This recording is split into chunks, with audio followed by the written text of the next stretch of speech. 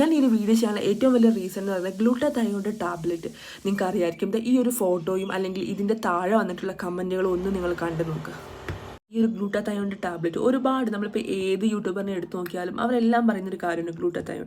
ശരിക്കും ഈ ഒരു ഗ്ലൂട്ടാതയോണിൻ്റെ ഈ ഒരു ടാബ്ലറ്റിൻ്റെ വീഡിയോസ് കണ്ടപ്പം ശരിക്കും ഞാൻ ഞെട്ടിപ്പോയത് ഇതിൻ്റെ ഒരു കമൻറ്റ് സെക്ഷൻ കണ്ടപ്പോഴാണ്. നിങ്ങൾക്കിപ്പോൾ ഞാൻ താഴെ സ്ക്രീൻഷോട്ട് വെച്ചിട്ടുണ്ട്.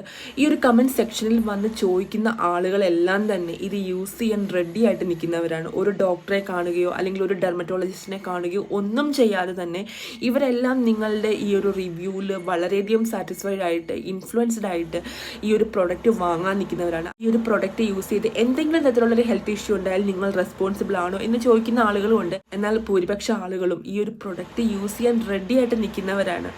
ഞാൻ പ്രഗ്നൻ്റ് ആണ്, എനിക്കിത് കഴിക്കാൻ പറ്റുമോ, അല്ലെങ്കിൽ ഞാൻ ഫീഡ് ചെയ്യുന്നുണ്ട്, എനിക്ക് കഴിക്കാൻ പറ്റുമോ, അല്ലെങ്കിൽ എനിക്ക് ഇന്ന ഹെൽത്ത് കണ്ടീഷനുള്ളൊരു വ്യക്തിയാണ്, എനിക്ക് കഴിക്കാൻ പറ്റുമോ, ഏത് ഏജ് മുതലാണ് കഴിക്കാൻ പറ്റുന്നത്, ഞാൻ പ്രഗ്നൻസിക്ക് ട്രൈ ചെയ്യുന്ന വ്യക്തിയാണ്, കഴിക്കാൻ പറ്റുമോ.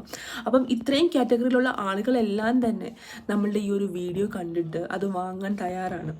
സോ പല ഏജ് ഗ്രൂപ്പിലുള്ള അല്ലെങ്കിൽ പല ഹെൽത്ത് കണ്ടീഷൻസ് ഉള്ള പ്രഗ്നൻ്റ് ആയിട്ടുള്ളവർ, അല്ലെങ്കിൽ പ്രഗ്നൻസിക്ക് ട്രൈ ചെയ്യുന്നവർ, അല്ലെങ്കിൽ ഫീഡിങ് മദേഴ്സ്, ഏജ് വളരെ കുറവുള്ള 15 ഇയേഴ്സ് ഒക്കെ ഉള്ള കുട്ടികൾ, അങ്ങനെ പല കാറ്റഗറിയിലാണ് നമ്മുടെ സബ്സ്ക്രൈബേഴ്സ്. അതുകൊണ്ട് തന്നെ ഒരു ഡെർമറ്റോളജിസ്റ്റിനെയോ അല്ലെങ്കിൽ ഒരു ഡോക്ടറെ പോലും വിശ്വസിക്കാതെ നമ്മളുടെ ഒരു വീഡിയോ മാത്രം കണ്ടിട്ട് ആ ഒരു പ്രൊഡക്റ്റ് വാങ്ങാൻ അവർ റെഡിയാണ് എന്നുണ്ടെങ്കിൽ നമ്മൾ കൊടുക്കുന്ന റിവ്യൂവും അത്രയും ജെനുവിൻ ആയിരിക്കണം.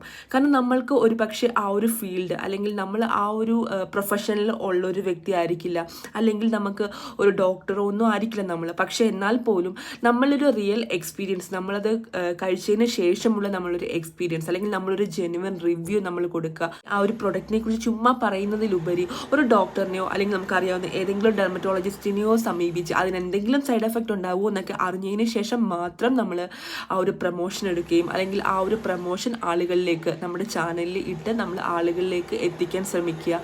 അല്ലെങ്കിൽ നമ്മൾ ആ ഒരു പ്രൊമോഷൻ വേണ്ടാന്ന് വെക്കുക. വളരെ ഫേമസ് ആയിട്ടുള്ള ഒരു യൂട്യൂബറിൻ്റെ ഒരു വീഡിയോ കണ്ടിരുന്നു. അപ്പം ആരോ ചോദിച്ചിരുന്ന ഒരു ക്വസ്റ്റ്യനാണ് ഈ ഒരു ഗ്ലൂട്ടാതയോൺ യൂസ് ചെയ്യുന്നുണ്ടോ എന്ന്. അവർ പറഞ്ഞിരുന്നു അവർക്ക് ശ്വാസമുട്ടലാണ്, അതുകൊണ്ട് തന്നെ അവർക്കത് യൂസ് ചെയ്യാൻ പാടില്ല, അത് യൂസ് ചെയ്താൽ ഒരു പക്ഷേ അവർ മരിക്കാൻ വരെ ചാൻസ് ഉണ്ട് എന്നൊക്കെ അവർ പറഞ്ഞിരുന്നു.